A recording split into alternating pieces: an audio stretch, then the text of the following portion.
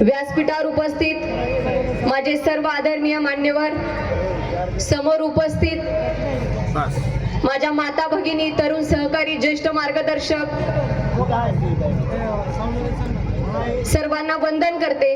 तसंच संत दामाजीच्या चरणी लीन होते. आज गेली जवळजवळ महिना म्हणायला हरकत नाही आपला प्रचार चालू आहे. इलेक्शन 4-5 दिवसाचं 8 दिवसाचं असतं. पंढरपूरचा निकाल आमचा महिन्यावर टाकलाय आणि आपल्याला इकडं 1 महिना संधी मिळाली आहे. खरं तर पंढरपूरचा विजय झालेला आहे. आता फक्त मंगळवारच्या डबल गुलालाची ऑर्डर आपल्याला आज इथे द्यायची आहे. खरं तर या नगरपालिकेच्या निवडणुकीला सामोरं जात असताना विकासाचं विजन घेऊन हे सर्वच्या सर्व उमेदवार आपल्या समोर उतरलेले आहेत. मगाशी घुलेदादांनी सांगितलं की 50% महिला आरक्षण आहे आणि त्या दृष्टिकोनातून सक्षम महिला उमेदवार आज आपल्याला इथं दिलेले आहेत.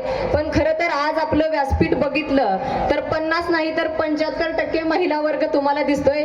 सर्वच्या सर्व महिला उमेदवार आहेत आणि आपल्या नगराध्यक्ष पदाच्या उमेदवार ज्या आहेत आदरणीय आभी आहेत, त्यांचं काम तुम्हाला सगळ्यांना माहित आहे. गेली 40-50 वर्ष या मंगळवेढ्यामध्ये त्यांनी राहत असताना अविरत सेवेचं व्रत सद्गुरू बैठकीच्या माध्यमातून केलेलं आहे. आणि आज या शहरामध्ये फिरत असताना, मी स्वतः त्यांच्या सोबत फिरत असताना शहरातील प्रत्येक घरातील प्रत्येक लहान मुलगा जरी असला तर त्याला आभी नावानिशी ओळखतात आणि प्रत्येक व्यक्तीला आपली जवळची एक मैत्रीण, आपली जवळची लेक, आपली सून आहे असं समजून प्रत्येक घरात कानाकोपऱ्यापर्यंत शहराच्या पोहोचून आज ह्या वयात देखील त्यांनी आपला प्रचार गेली 15 ते 20 दिवसाहून जास्त काळ त्या करत आहेत.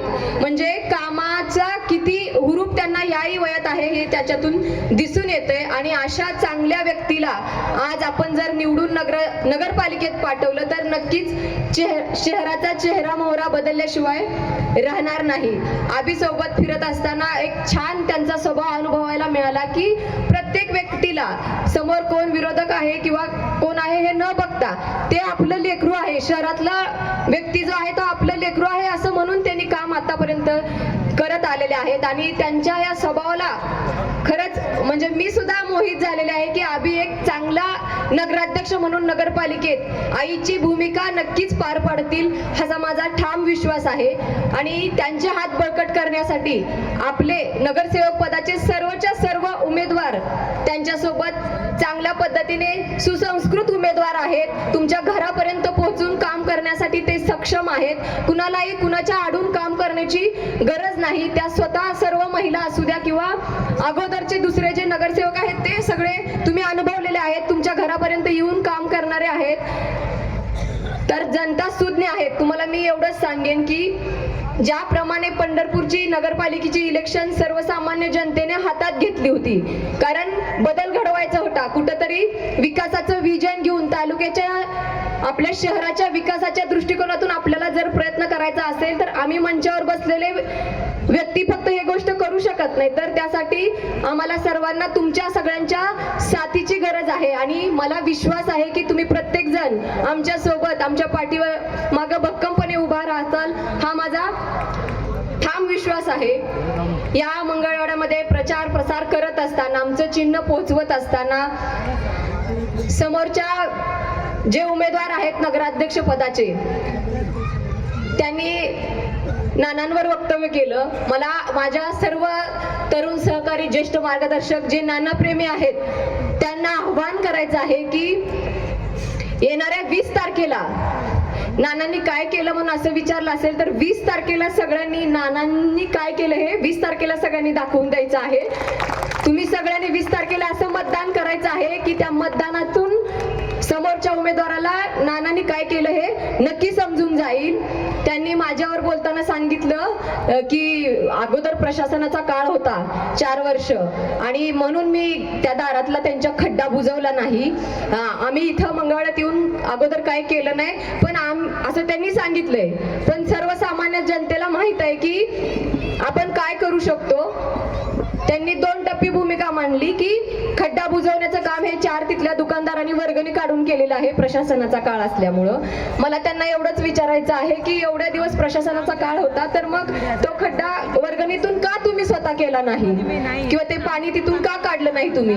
मी येऊन त्यांना त्यांची चूक दाखवून दिली, म्हणजे त्यांना कामाला लावलं. आपण तीर्थक्षेत्र विकास आघाडीच्या माध्यमातून त्यांना कामाला लावलं आणि आमच्या प्रकाश दादांना फोनवर सांगतात, ते रेकॉर्डिंग सुद्धा आहे की त्यांना फोनवर सांगतात की वर्क ऑर्डर आहे. म्हणजे याच्यातून लक्षात येतं की तुम्ही किती खरे आहात. त्याच्यामुळं मला एवढंच सांगायचं आहे की समोरचे जे उमेदवार आहेत ते कधीच कुणाचे होऊ शकत नाहीत. गेल्या 15 वर्षामध्ये काम करत असताना त्यांनी या तालुक्यातील सर्व नेत्यांना तर फसवलंच आहे, पण या मंगळवेढा शहरामधलं एकही घर असं नाही की त्या घरातल्या व्यक्तीला त्यांनी दुखवलं नाही.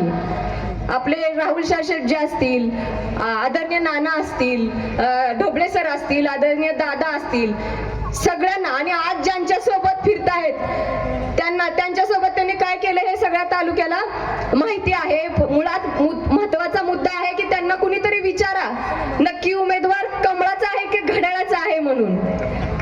नक्की उमेदवार कमळाचा आहे की घड्याळाचा आहे म्हणून विचारण्याची गोष्ट आहे. कारण परवा दिवशी त्यांनी स्टेटस ठेवला होता, एका हातात घड्याळ धरलं होतं आणि एका हातात कमळ धरलं होतं. मी बघितलं तर डिलीट केला 2 मिनिटात. मला फक्त एवढंच विचारायचं आहे की तुम्ही उद्या कुणाचा म्हणजे प्रचार आणि प्रसार वाढवणार आहात? ज्या लोकांनी इथं पक्षासाठी पाय झिजवले, खांद्याला खांदा लावून काम केलं, त्या लोकांकडे म्हणजे तुमच्याकडे पक्षाचा एकही सक्षम उमेदवार नव्हता का? आणि जर हे कमळाचे असतील तर त्यांनी कुठेही जाहीर प्रवेश केलेला नाही. नक्की हा उमेदवार कुठला आहे हे विचारण्याची गरज आहे तुम्हाला सर्वांना. आणि सगळ्यात महत्वाचा जो मुद्दा आहे, समोरचा उमेदवार हा विषारी प्रवृत्तीचा आहे आणि लोकप्रतिनिधींनी भाकरीत साप बांधलेला आहे आणि त्यांनी आपल्याला एक संकेत देऊन टाकलेला आहे की 20 तारखेला हा सोडणार आहे. तुम्ही मतदान रूपी काट्या हातात घेऊन बसा, पुढे काय करायचंय ते आपल्याला चांगलं माहित आहे. मी जास्त काही बोलणार नाही.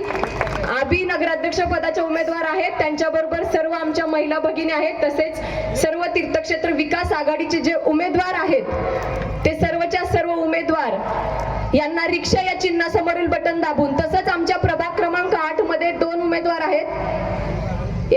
एका दादांचं चिन्ह आहे शिट्टी आणि दुसरं चिन्ह आहे कपबशी. तर 8 प्रभागामध्ये शिट्टी आणि कपबशी, तसंच तीर्थक्षेत्र विकास आघाडीच्या सर्वच्या सर्व उमेदवारांना रिक्षा या चिन्हासमोरील बटन दाबून आपल्या सर्व शहराची, आपल्या तालुक्यातील प्रत्येक व्यक्तीची सेवा करण्याची संधी द्यावी हे आव्हान मी तुम्हाला करते. येणाऱ्या काळामध्ये आबी असू द्या, त्यांच्याबरोबर मी त्यांची लेक म्हणून या प्रत्येक गोष्टीत तुमच्या घरापर्यंत पोहोचून काम करण्याची जबाबदारी ही आमची आहे अशी ग्वाही देते आणि थांबते. धन्यवाद. जय हिंद, जय महाराष्ट्र. धन्यवाद प्रणिताई, आपण या मंचाला